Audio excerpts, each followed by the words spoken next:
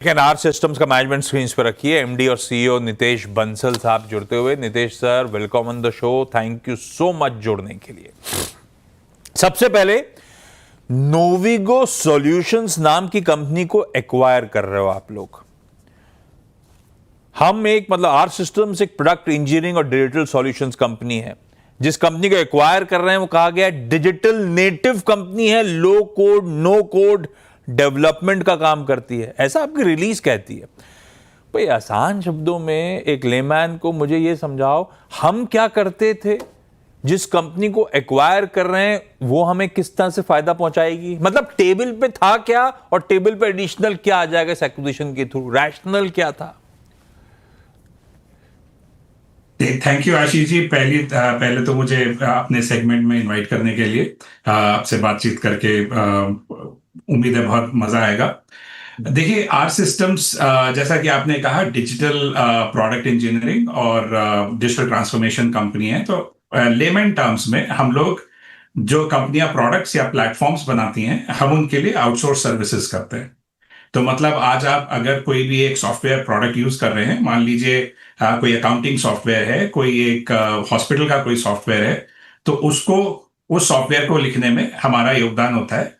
उन कंपनीज के साथ हम काम करते हैं और इस सारे काम में हम बहुत सारा डेटा, बहुत सारा क्लाउड, बहुत सारा आर्टिफिशियल इंटेलिजेंस वगैरह का सब कुछ मिला जुला के वो एक प्रोडक्ट बना के हम तैयार करते हैं। नोविगो सॉल्यूशंस, जैसा कि आपने कहा, डिजिटली नेटिव कंपनी है। मतलब हम लोगों को 30 साल हो गए ये कंपनी आर सिस्टम्स को चलते हुए। नोविगो सॉल्यूशंस 12 साल पुरानी कंपनी है, थोड़ा ज्यादा डिजिटल एनवायरनमेंट में पैदा हुई यंग लोगों की कंपनी है।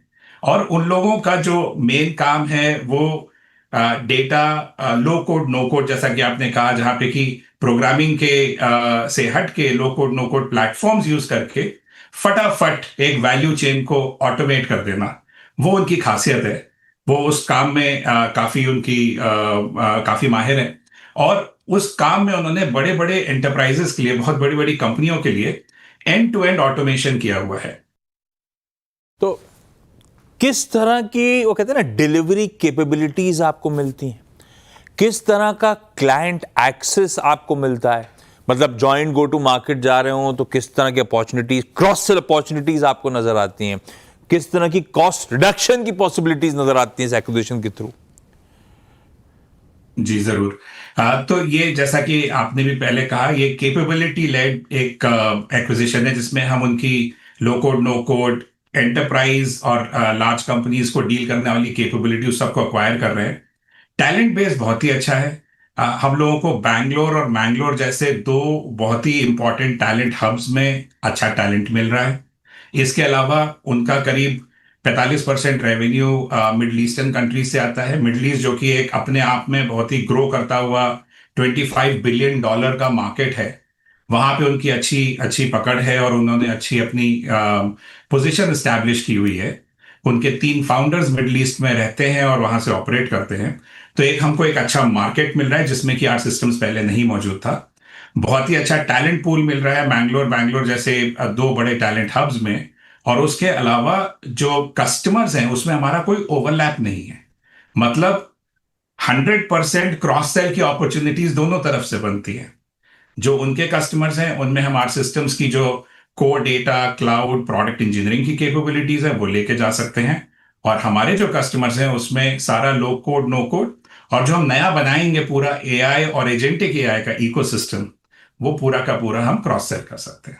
अच्छा, ये क्या बिल्कुल प्लेन एंड सिंपल गणित है? 1+1=2 जैसे कहते हैं। आपके केस में 5+1=6, मतलब कि आर सिस्टम की 1800 करोड़ रुपए की आय है, नोविगो को एक्वायर कर रहे हैं उसकी 265 करोड़ रुपए के आसपास की आय। दोनों को जोड़ दूं, दोनों के बीटा को जोड़ दूं, कोई ओवरलैप्स नहीं है, कंबाइंड एंटिटी की तस्वीर एकदम साफ है, ऐसा मान के चलूं क्या? बिल्कुल सही बात है। और अगर आप फाइनेंशियल्स में देखें तो आर सिस्टम्स करीब 1800 करोड़ करीब के रेवेन्यू की कंपनी है। हम लोग करीब 14.5-15% कैगर पे लास्ट 3 साल से ग्रो कर रहे हैं।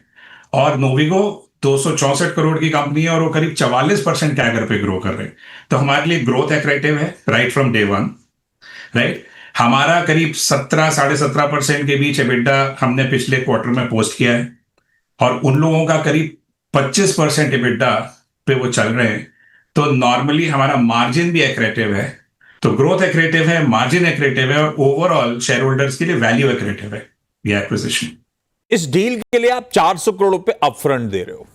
दूसरा पार्ट कहता है कि इबीटा के आने वाले परफॉर्मेंस पे डिपेंडेंट होगा स्टॉक ऑप्शन भी। पहले तो ये जो 400 करोड़ रुपए दिए जा रहे हैं, आर सिस्टम की बैलेंस शीट का क्या हाल है, और ये 400 करोड़ रुपए की फंडिंग आप कर कैसे रहोगे?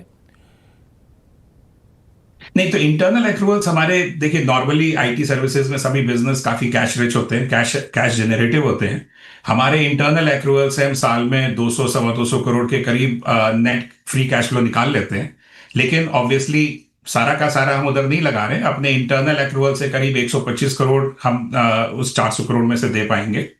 और 275 करोड़ के लिए हमने नॉन कन्वर्टेबल डिवेंचर्स इश्यू किए हैं, जो कि स्टॉक एक्सचेंज पे लिस्टेड हैं, और उसके थ्रू वो भुगतान किया जाएगा।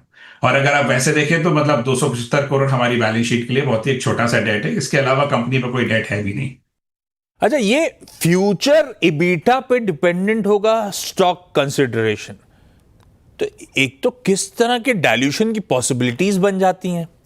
दूसरा, ये क्या कंपनी हमेशा आर्म्स लेंथ पे काम कर रही होगी, बतौर सब्सिडरी काम कर रही होगी, इंटीग्रेट नहीं कर रहे होंगे क्या? क्योंकि अगर इंटीग्रेट कर रहे हैं तो फ्यूचर इबीटा उस कंपनी का कैसे निकालेंगे हम? नहीं, देखिए कोई भी नया जब एक्विजिशन आप करते हैं तो उसको कम से कम साल भर 18 महीने तो आपको इंडिपेंडेंटली चलाना ही पड़ता है, क्योंकि आप उनके कस्टमर्स के साथ एक एक करके मिलेंगे, उनके कॉन्ट्रैक्ट्स को मूव करेंगे, उनके साथ जब तालमेल बैठेगा, एकदम से ये शॉक तो आप कस्टमर को नहीं दे सकते कि कल से कंपनी चेंज हो गई। तो वही 18 महीने से 24 महीने के बीच का समय होता है जब हम उनको कंपनी के तौर पे इंडिपेंडेंट रखते हैं, तो उनकी अकाउंटिंग वगैरह इंडिपेंडेंटली सब्सिडरी के तौर पे हो जाती है। लेकिन अगर आप देखें, हमारा जो क्रॉस सेल मोशन है वो पहले दिन से काम करना शुरू कर देता है, क्योंकि वो कंपनी जब हमारी फुल्ली ओन सब्सिडरी हो गई, तो आज आर सिस्टम्स की 4 अलग ऑफरिंग्स को वो लेके जाते हैं अपने कस्टमर के पास कि जी अब हमारे पास ये भी ऑफरिंग्स है ना, और इसी तरह हम उनकी ऑफरिंग्स को लेके जाना शुरू कर देते हैं। तो क्रॉस सेल और सिनर्जी पहले दिन से बनने लग जाती है। लेकिन फ्रॉम एन अकाउंटिंग पर्सपेक्टिव वो हम उसको एक सब्सिडरी की तरह मैनेज करके और उनकी इंडिपेंडेंट इबिटा हम कैलकुलेट कर सकते हैं। अच्छा, ये ट्रम्प टैरिफ्स, उनके टैंट्रम्स के बीच में मामला काफी गड़बड़ाया हुआ है, और अभी तो ये सब 6 महीने ही हुए हैं, 3.5 साल सबको और झेलना है। आप तो वहाँ यूएस में बैठे हो सर, क्लाइंट्स के पास हो, आई एम श्योर बहुत इंटरेक्शंस होते होंगे। वहाँ यूएस में बिजनेस कम्युनिटी का मूड है कैसा, सेंटिमेंट्स हैं कैसे? देखिए, 2 तरीके से इसको देखना चाहिए। पहला तो ये कि जो हमारे कस्टमर्स हैं, जो इंडस्ट्रीज में हैं, जिनका काम रॉ मटेरियल इंपोर्ट या फिनिश्ड गुड एक्सपोर्ट या वाइस वर्सा उस तरह से चलता है, उनके ऊपर टैरिफ्स का डायरेक्ट इम्पैक्ट है। तो वो लोग अपना टैरिफ्स के हिसाब से उनकी सेल पे क्या फर्क आने वाला है, उनके कैपिटल पे, वर्किंग कैपिटल क्या फर्क आने वाला है, वो सारे कैलकुलेशंस देख के उनकी जो बजट्स हैं वो अब चेंज होनी शुरू हो रही हैं। कुल मिला के अगर सेंटिमेंट पूछे तो सब लोगों को यही लगता है कि शायद ये एक समय पे जाके थोड़ा नॉर्मलाइज हो जाएगा, लेकिन किसी को भी ये अंदाजा नहीं है कि कब।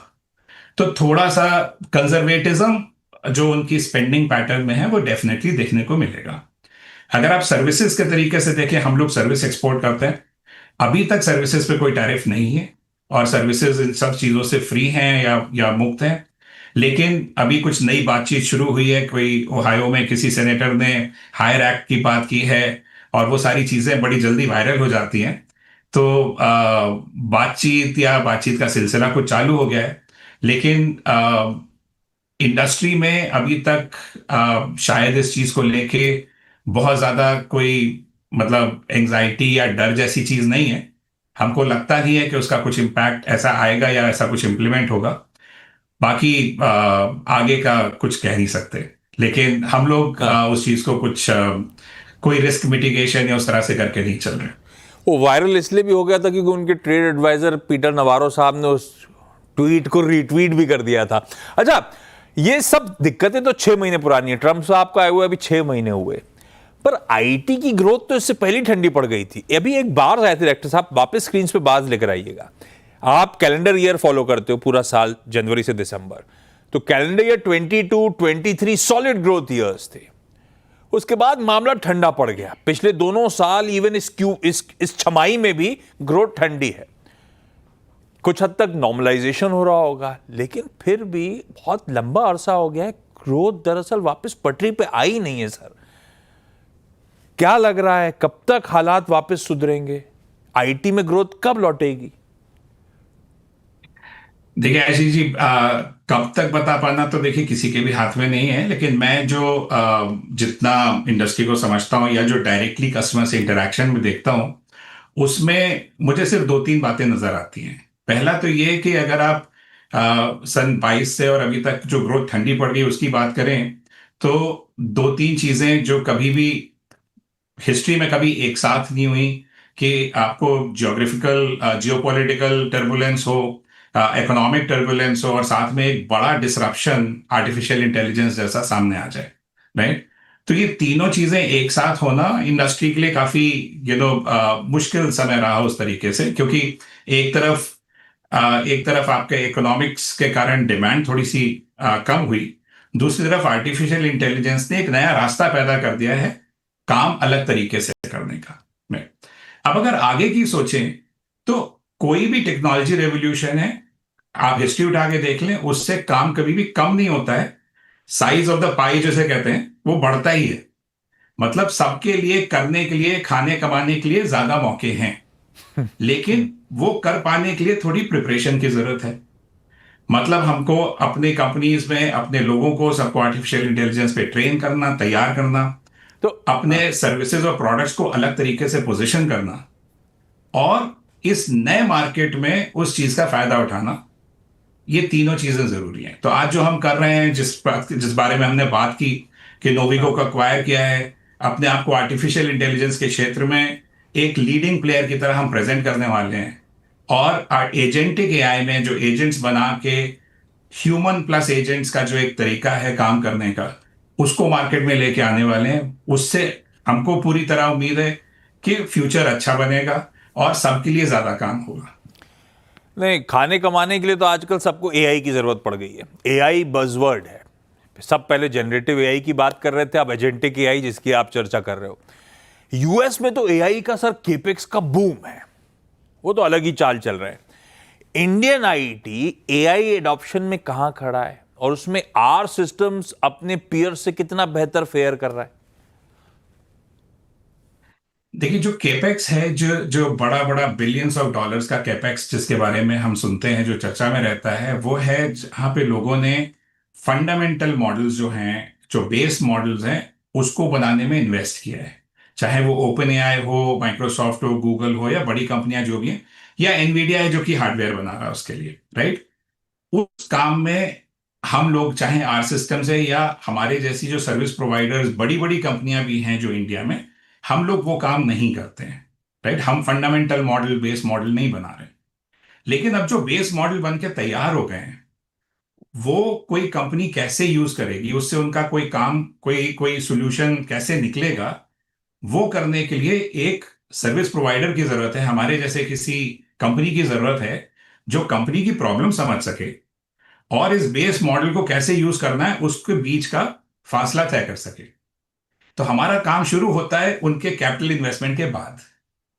हमारा इन्वेस्टमेंट जो है सबसे ज्यादा वो होता है लोगों के ऊपर, लोगों को ट्रेन करने में, उनको टूल्स प्रोवाइड करने में, और उनको बेसिकली जब लोगों की कैपेबिलिटी बढ़ जाती है तो ऑब्वियसली सैलरीज भी बढ़ जाती है। तो वो सब देख के अपना एक वर्कफोर्स मैनेज करने में, और उसके साथ साथ अपने कस्टमर्स के नहीं, वो साथ ठीक है, आप सही कह रहे हो, हम हैं तो सर्विसेज के चैंपियन। अब तक ये मॉडल ब्यूटीफुली वर्क कर रहा हमारे लिए, बस प्रॉब्लम ये है कि वो आईपी प्रोडक्ट्स में हम इस बार भी पिछड़ गए। एक आखिरी सवाल है नितेश सर, 2022 में ब्लैकस्टोन ने आर सिस्टम को एक्वायर करा था। अब इन एक्विजिशंस के थ्रू इस धंधे को बड़ा करने का मकसद है, मकसद शायद ये है कि पैसा डाला था, मल्टीप्लाई करके एग्जिट करे। अभी टाइम है ना उस पूरे प्रोसेस में? अभी तो ब्लैकस्टोन बैठा है या निकलने की तैयारी हो रही है? अभी तो टाइम रहेगा। देखिए, उनकी टाइमिंग का ऑब्वियसली डिसीजन उनके ही हाथ में होगा, लेकिन अगर मैं जितना समझ सकता हूं, नॉर्मली 4-5 साल का आउटलुक तो रहता ही रहता है। और ब्लैकस्टोन जैसी प्राइवेट इक्विटी फंड जिनके की फंड्स ऐसे टाइम बाउंड भी नहीं है, उनके पास आगे तक ज्यादा रुकने की भी कोई कोई उनको तकलीफ नहीं है, वो ज्यादा भी रह सकते हैं। तो मुझे जहां तक पता है और जहां तक मेरी जिम्मेदारी है वो ये है कि मैं अपने इन्वेस्टर्स के लिए उनकी वैल्यू मल्टीप्लाई कर सकूं। अभी हम उस राह पे चल पड़े हैं। जब उन्होंने एक्वायर किया था तब करीब 27 मिलियन एबिटा की कंपनी थी। आज हम 45 मिलियन एबिटा की कंपनी हो चुके हैं।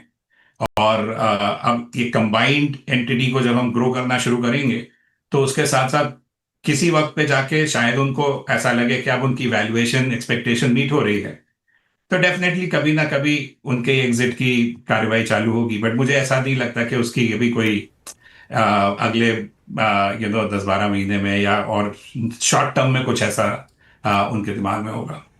ना धंधा बड़ा भी है और खैर भाव भी बढ़ा लिया आप लोगों ने, तब जब खरीदा था तब से लेकर अब डबल तो हो ही गया है। खैर Nitesh sir, thank you so much जुड़ने के लिए और डिटेल में हमसे बातचीत करने के लिए। Thank you for the segment.